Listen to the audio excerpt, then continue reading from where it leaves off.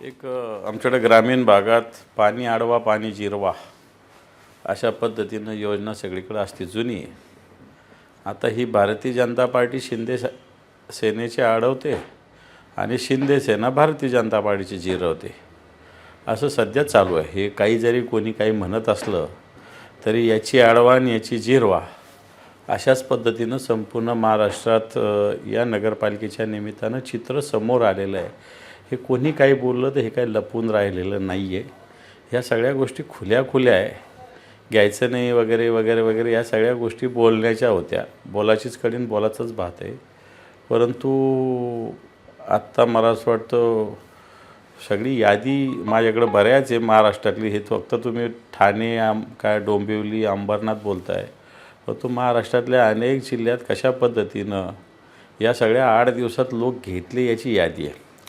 त्याच्यामुळं भारतीय जनता पार्टीची ती पॉलिसी आहे. ती काही रवींद्र चव्हाणांची पॉलिसी नसती किंवा देवेंद्रजीची नसते. ती ओव्हरऑल भारतीय जनता पार्टीचं एक धोरण असतं ते.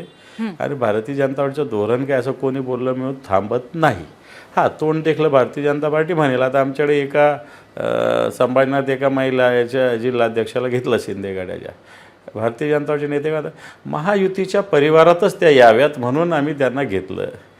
म्हणजे हे नाही म्हटलं की शिंदे सेनेचे पदाधिकारी आम्ही घेतले, महायुतीच्या परिवारात. म्हणजे भारतीय जनता पार्टी याला असा मुलामा देते. आणि मला असं वाटतं ही आणि आणखी पुढे जाऊन सांगेल मी की कोणत्या पार्टीचं हे चूक आहे असंही म्हणता येणार नाही. जो तो ज्याला त्याला ज्याच्या त्याचा पक्ष मोठा करण्याची स्वातंत्र्य असतं. आता शिंदे गट ओरडतोय, पण शिंदे गटाने पण हेच केलेलं आहे ना. हेच केलेलं आहे. कित्येक ठिकाणी भारतीय जनता पार्टीचे लोक त्यांनी घेतलेलं आहे. त्याच्यामुळे मला असं वाटतं की ह्या बोलण्याला कोणताच अर्थ उरत नाही. ही सगळ्या पक्षाची पॉलिसी असते. कोण कोणाचा जवळचा दूरचा कोणी बाप बघत नाही, लेख बघत नाही, मित्र बघत नाही, काही बघत नाही. आपल्या पक्षाचा फायदा